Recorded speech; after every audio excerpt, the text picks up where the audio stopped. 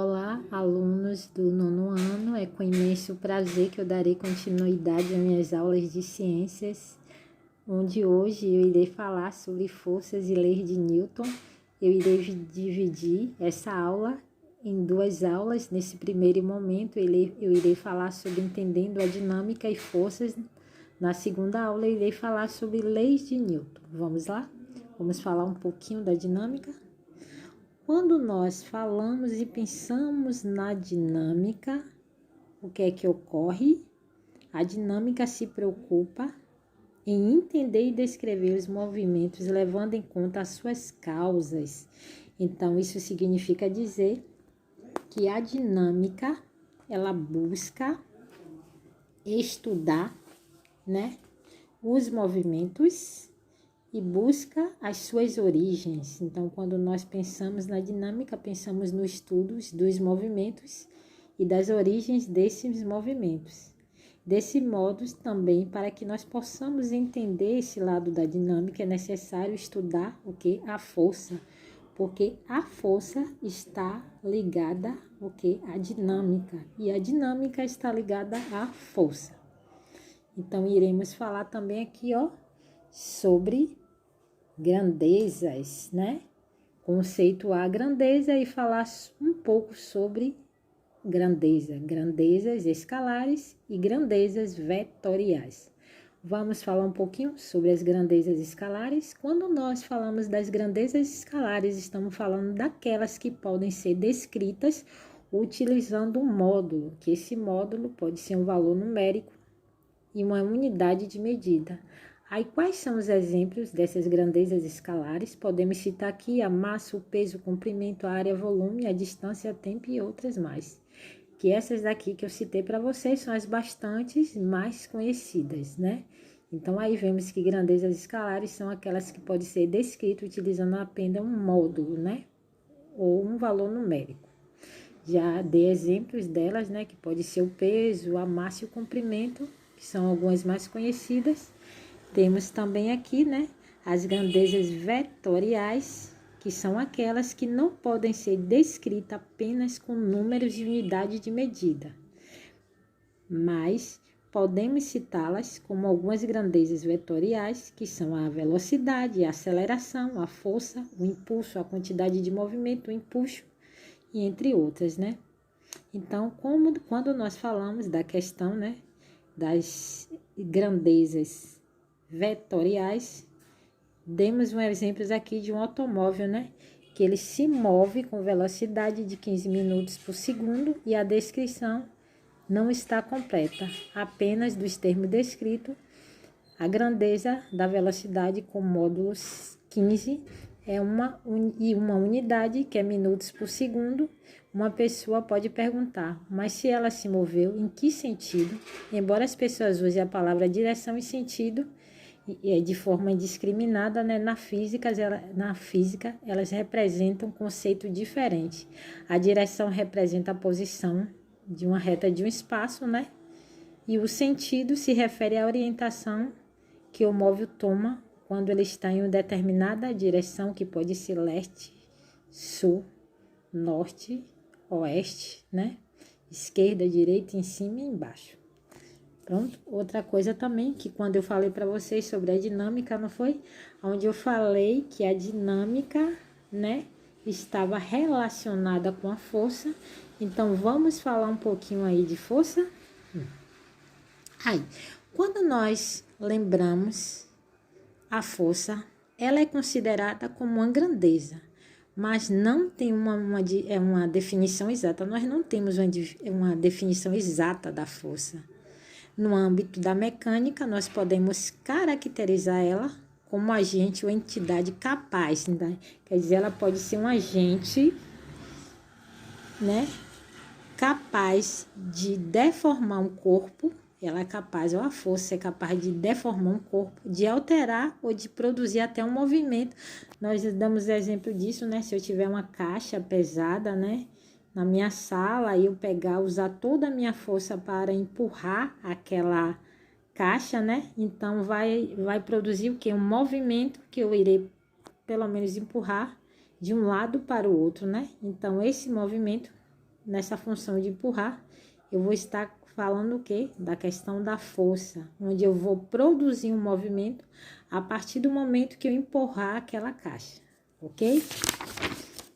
Vamos falar também sobre 2 tipos de força, né? Eu vou falar sobre forças de contato e forças de campo. Quando nós falamos da força de contato, são aquelas que ocorrem quando há contato entre as superfícies do corpo. Assim, no momento em que o corpo entra em contato com outro, ela se aplica uma força e gera o quê? Um movimento, ou pode gerar o quê? Uma deformação. Eu irei dar o exemplo para vocês aqui em relação ao jogador de voleibol, né? A partir do momento que ele saca uma bola, né? Ele está alterando o seu estado de movimento. Então, esse jogador, a partir do momento que ele saca a bola, eu estarei dando exemplo de força de contato, porque ele está alterando o estado de movimento. Dentro dessas forças de contato tem a tração, a normal, o atrito e a resistência, que são algumas forças relacionadas às forças de contato. Quando nós falamos de tração, é uma força de contato que é transmitida através de fios esticados, e essa força é paralela à corda, e seu sentido é contrário ao objeto. O exemplo aqui que eu posso dar é um praticante de esqui aquático, né? Que ele depende da tração da corda para ser puxado sobre as águas. Então, esse praticante de esqui, ele usa essa força que é chamada de tração. Vamos também ver aqui a força normal, é quando colocamos um objeto em uma superfície de apoio qualquer e esse peso exerce uma força sobre ela, e essa superfície se opõe, exercendo o quê? Uma força igual de intensidade. Então, esse processo é chamado de força normal. A partir do momento que eu pego um objeto, coloco ele sobre a superfície de apoio qualquer e esse peso exerce uma força sobre ela. Então, é chamada de quê? De normal. Temos também aqui a força de atrito, né? Essa força se origina entre a superfície do carro e da ladeira, mas ela depende também da textura do chão e do pneu, além da força de compressão dessas superfícies. Então, essa aqui é a força de atrito. Temos também outra força aqui, ó, muito interessante, que é a resistência do ar, que não são apenas a superfície de apoio, né? Que elas oferecem resistência aos movimentos. O ar também oferece atrito para os movimentos de queda, o que chamamos de resistência do ar, né? E os paraquedistas utilizam muito a resistência do ar. Quando é que eles utilizam essa resistência do ar? Para diminuir a velocidade da queda, né? Evitando assim acidentes e prolongando a duração do movimento. Então, nós demos aí o exemplo dos paraquedistas como resistência do ar, força de resistência do ar. Temos também, diferenciando, né, que eu falei para você que existia 2 tipos de força, que foi a força de contato, e agora nós vamos para a força de campo, ao contrário da força, viu, de contato. São aquelas que ocorrem sem a necessidade de haver contato entre as superfícies, né, dos corpos. Então, já ao contrário do contato, que elas ocorrem quando há contato com a superfície, já no caso da força do campo, não é a mesma coisa, é o inverso. Elas podem ocorrer sem a necessidade de haver o contato entre a superfície dos corpos. Desse modo, os corpos se atraem ou repelem-se, independentemente de estarem em contato. Independentemente desses corpos estarem em contato ou não, eles podem atrair-se ou repelir-se. As forças de campo são geradas por um corpo e atraem os outros corpos que se encontram em uma área de influência. Pronto, aí nós demos aqui um pouco da definição das forças de campo. Existe também a força gravitacional, que é chamada de força-peso, né? onde o planeta Terra possui uma força de campo que atrai todos os objetos. Então, isso significa dizer que por esse motivo dessa força gravitacional que a Terra possui, quando o objeto ele cai no chão, ele não que flutua no ar. Então, essa força é chamada de força de gravidade, que corresponde também, confere também a pesos aos objetos. Pronto. Vamos ver aqui também, né? A força magnética, né? Que é observada em objetos dotados da propriedade de atrair certos tipos de compostos. Os ímãs geram um campo magnético, a sua força atraindo que todos os objetos. Então, aí, essa força magnética, nós damos exemplos do ímã, que atrai alguns objetos, né? Que é observada em alguns objetos dotados, né? Esses objetos que são dotados de atrair certos tipos de compostos.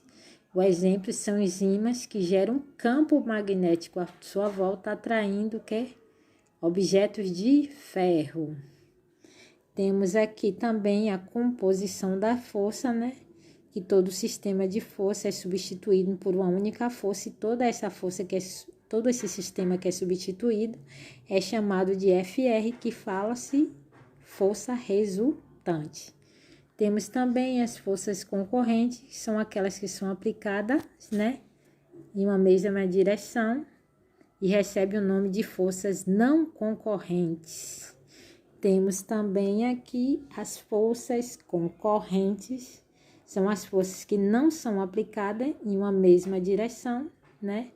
Mas são aplicadas no mesmo ponto. Elas não são aplicadas na mesma direção ali, é o seguinte, mas são aplicadas também em um mesmo ponto, podendo chamar de forças concorrentes e também, além delas ser chamadas de forças concorrentes, elas podem ser chamadas de forças angulares.